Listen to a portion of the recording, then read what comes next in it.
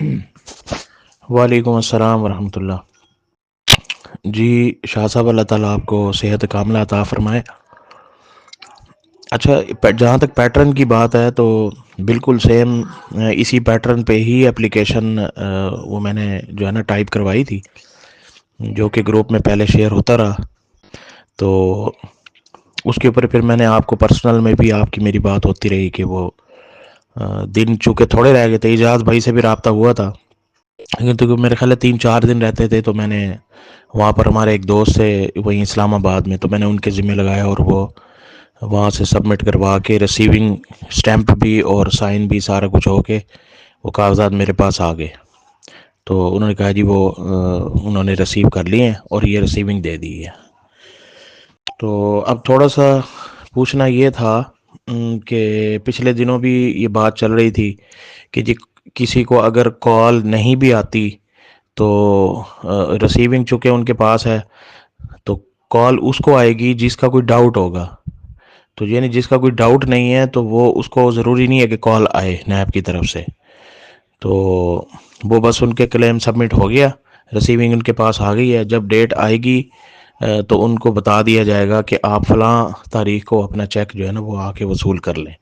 तो क्या ये आया, ये बात दुरुस्त है या सबको कॉल आना नैब की तरफ से लाजमी है? तो थोड़ी सी ये वेरीफाई करनी थी बात ना। वालेकुम अस्सलाम वरहमतुल्लाहि वबरकातहू। नईम सयाल भाई फ्राम मुल्तान, अल्लाह ताला खुश रखे आपको। जी, शुरू में उन्होंने यही कहा था कि जिनके बारे में डाउट्स होगा, यानी जिनकी एप्लीकेशन में आदाद शुमार में कोई गड़बड़ महसूस हुई तो उनको कॉल की जाएगी और कंफर्मेशन ली जाएगी।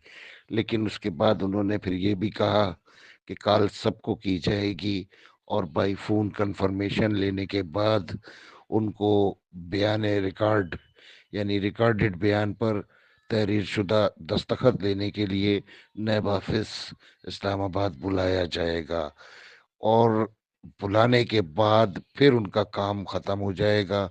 उसके बाद जब उनको चेक तैयार कर लिए जाएंगे तो दोबारा कॉल की जाएगी कि आके अपना चेक वसूल कर लें।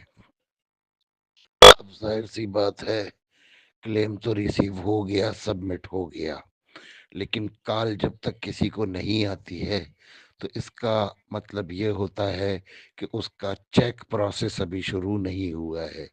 जब उसको कॉल आएगी और वो उसको कंफर्म करेंगे कॉल पे अमाउंट के बारे में, जब वो ओके हो जाएगा तो जाहिर सी बात है चेक का प्रोसेस शुरू होता है जिसमें 3-4 माह लग सकते हैं।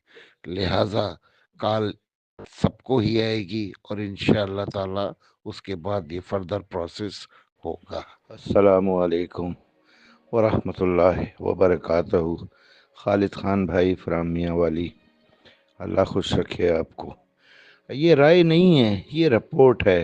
बात हुई है मेरी, तो उन लोगों का ये कहना है कि अभी फ़िलहाल तो बाकी रह जाने वाले मुतासरीन के लिए हम एप्लीकेशंस लेना स्टार्ट नहीं कर सकते, क्योंकि हमने फ़र्दर कार्रवाई करनी थी।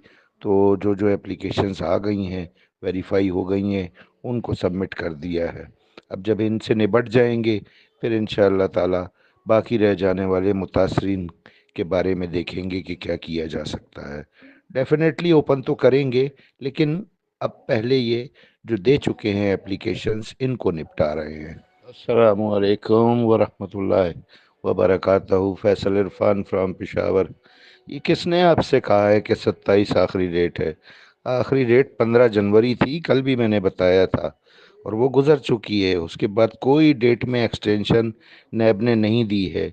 जो भी इस किस्म की वीडियोस बना रहे हैं या वॉइस मैसेजेस में अपने ग्रुपों में बात कर रहे हैं, सरीहन झूठ बोल रहे हैं और ज़ाहिर है किसी के इशारे पर इस तरह लोगों को गुमराह कर रहे हैं। अब लोग उनके बहकावे में आकर अगर बाई हैंड जमा करने नैब ऑफिस जाएंगे, ज़ाहिर है नैब वालों ने लेनी ही नहीं है उनकी दरख्वास्त, तो उनका किराया भाड़ा खर्चा आने जाने का ये सब फजूल ज़ाया चला जाएगा।